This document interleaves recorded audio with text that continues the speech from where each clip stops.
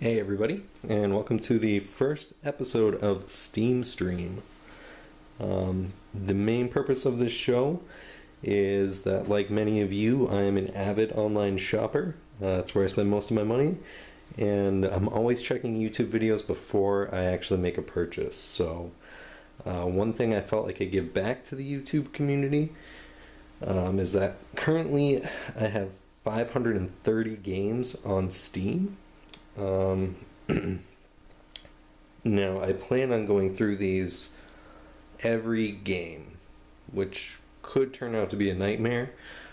Certainly there's some in there that I picked up that I A, didn't need to, and B, just shouldn't have. I'm sure there's going to be some terrible games that we have to get through together, but we're going to try. So 530 games. It's going to take a while. I plan on doing a 10 to 20 minute video on each. Going at that rate, if I was to do one video a week, it's going to take me the next 10 years to complete this. And one video every day, it'd be like 1.5 years. And that's assuming that I don't grow my collection at all, which we're right in the middle of a Steam Christmas sale. So that's unlikely, to say the least. Now, one thing you may notice right now, we are not screen capping anything. We are actually looking at my desktop computer that I use for Steam. That's its primary function. I do have a laptop for work. This desktop is really delegated primarily to gaming. So jumping right into it, I'm just going to briefly go over the hardware, get everything out of the way so that you guys can see what I have. When we are screen capping games, you'll be able to have some idea of how your computer will handle the game based on what I have for hardware and how my rig handles it. So jumping right into the hardware, what you can see right now is the Antec P183 case. You can see it has a swinging door on the front. It's kind of low key, which is what I like about it. It's just kind of a subdued silver and black. If we do look at the front again, you can see I do have an optical drive. It's a Blu-ray reader and DVD burner combination. I'm missing one of the filters here, but the way it's set up, I shouldn't be getting much airflow through here, so that's good. I'm okay with that. These filters do sometimes clog up, and I do have to clean them out from dust, but overall, I mean, I really like the case. Like I said, it is a nice subdued case with a lot of the gaming features still built in, so you don't have to make that compromise. To go with the case, if we open it up,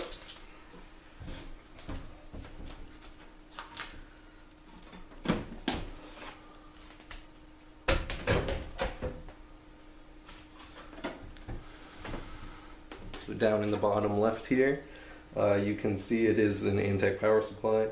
This is the CP850. A lot of these parts, they may not even make anymore. I built this computer 3 or 4 years ago, I think, so it's not cutting edge, but I think that's even better for these type of videos. It'll give you a better idea of what your computer may be able to do, even if you don't have a high-end gaming rig, which I don't. So this is, I would describe it as middle of the road. Based on the results from 3D Mark, they kind of agree with me. I'm usually at the 50% mark for my scores. So if we get into some of the more interesting hardware, it's all powered by an i7-920 CPU. And on top of that, we have a Noctua NH-D14 cooler. It's an air cooler with 120 millimeter fan on the front and 140 millimeter fan in the middle. it's enormous, and I'm lucky that my case actually does fit on the side.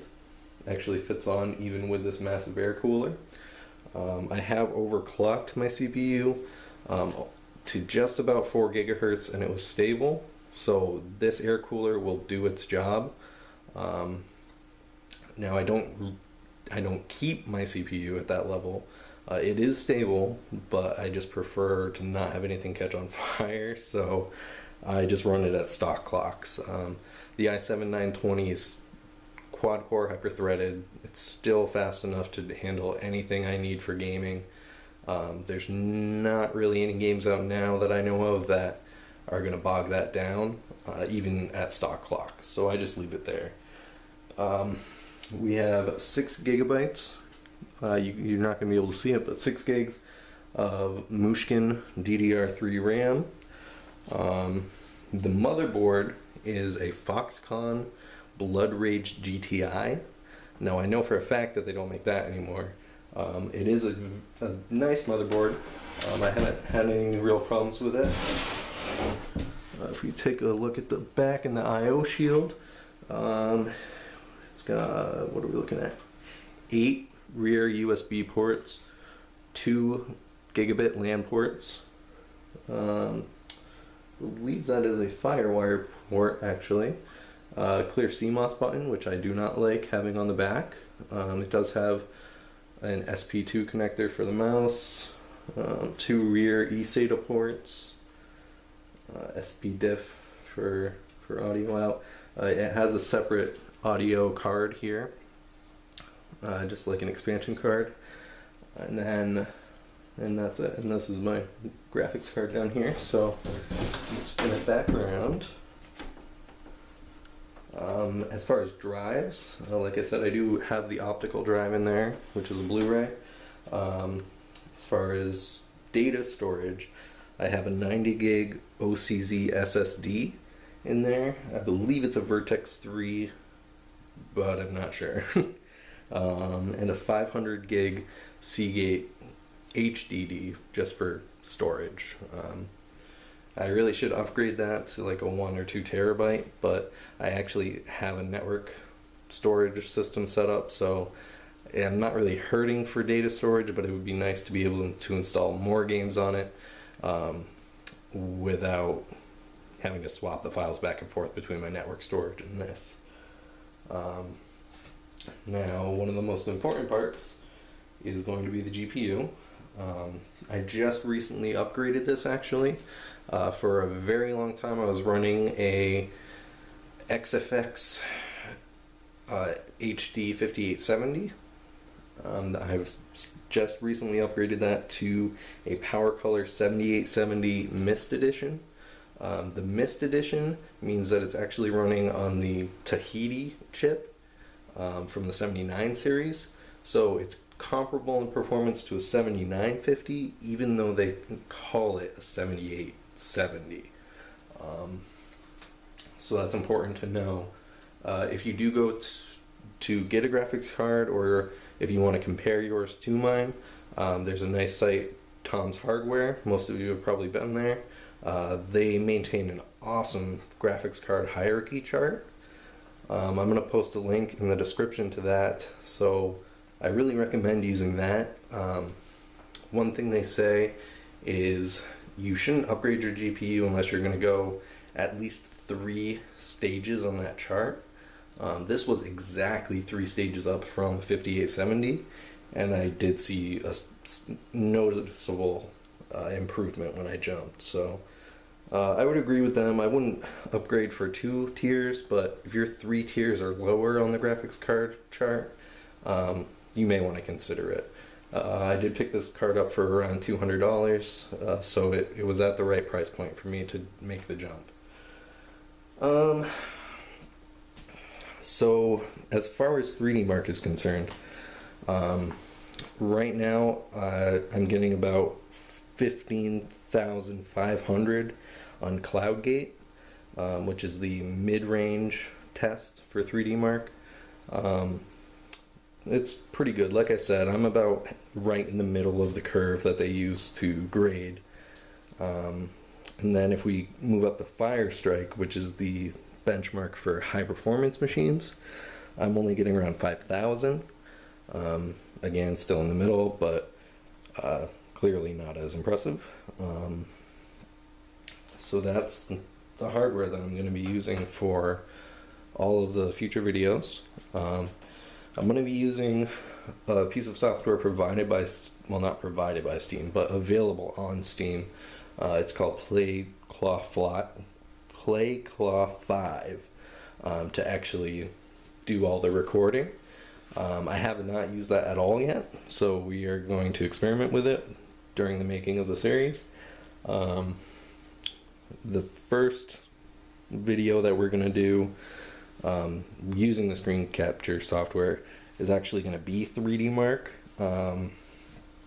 I fully anticipate that it's going to wreak havoc on my scores with 3D Mark, but that's why I gave them to you now, so that you can see with this hardware, with nothing running in the background except Steam, my machine is capable of getting 15,512 3D Marks in Cloudgate, and then in Firestrike it gets 5,150.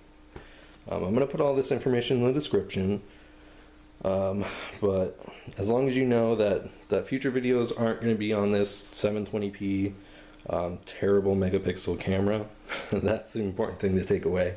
We're going to be doing screen capture at 1920 by 1080, so hopefully video quality will be considerably better than it is in this video. And that's pretty much it for episode 1. If you have any suggestions, questions, comments, any ideas on what we should do in the series other than the videos, like I said, it's 530 games, so we could be doing this for a while, and I'm definitely willing to grow with any suggestions. So leave a comment, subscribe. There should be quite a few of them coming out soon. The 3D Mark video that I talked about should be up there the same day as this. I'm going to upload them at the same time, so you should be able to just jump right ahead and watch that one, or watch that one and come back and get the idea of the series. So yep, if you have any questions, comments, leave them, and I will see you in the next video.